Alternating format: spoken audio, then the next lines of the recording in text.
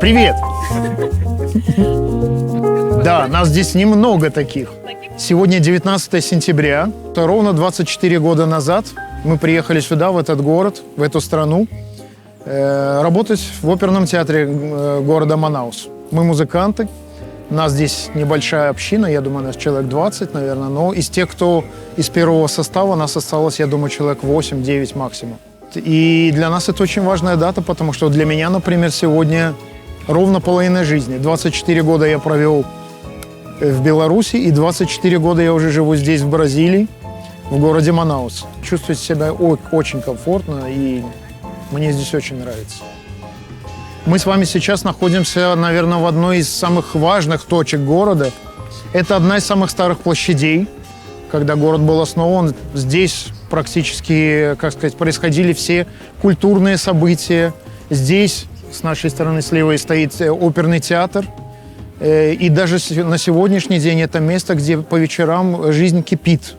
Здесь очень часто проходят какие-то концерты, спектакли. Я говорю даже не о театре, но сама площадь, она тоже превращается в такой очаг культуры. Здесь постоянно живая музыка, здесь какие-то спектакли. Здесь был период, когда демонстрировали кино, ставили большой экран, ставили стулья, и жители могли приходить и бесплатно смотреть фильмы.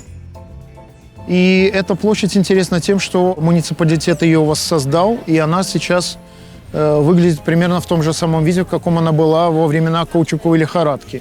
То есть это конец 19 века, начало 20 века. И сюда вкладывались огромные деньги. То есть он назывался тропическим Парижем. Сюда приезжали самые состоятельные люди со всего мира. Построили этот оперный театр в прямом смысле посреди джунглей. И сюда приезжали лучшие артисты, оперные труппы, балетные труппы.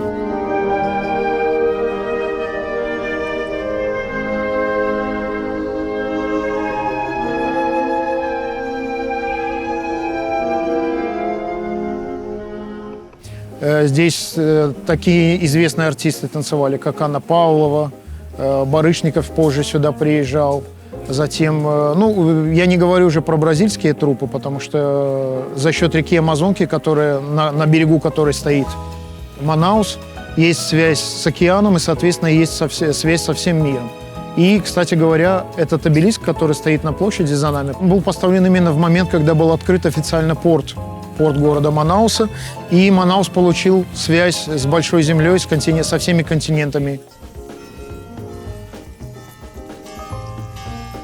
Ответить на вопрос, кто такой бразилец, очень сложно. Вообще Бразилия – это такой микс очень многих культур, традиций, поколений. Мне очень понравилась характеристика, как сказал один бразилец, когда поближе познакомился с русскими. Он сказал, что русские – это бразильцы, которые живут где-то там во льду. То есть мы очень, в принципе, мы очень похожи, мы очень, как сказать, радушные. В данном случае я буду говорить про бразильцев. Они очень радушные, отзывчивые люди, очень жизнерадостные. В этом плане у них есть чему поучиться. Они умеют наслаждаться жизнью и быть счастливыми, абсолютно при каком-то минимуме необходимом.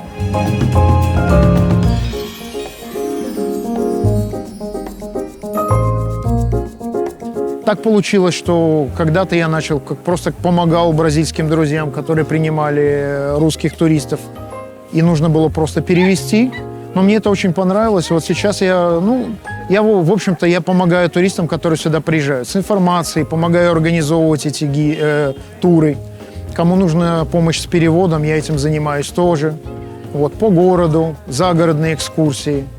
Это вызывает очень большой интерес у туристов, и это объяснимо. Здесь места просто фантастические, конечно.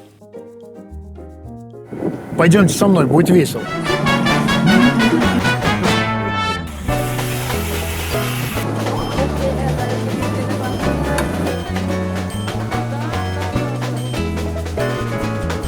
Этот порошок, этот крахмал, называется тапиока.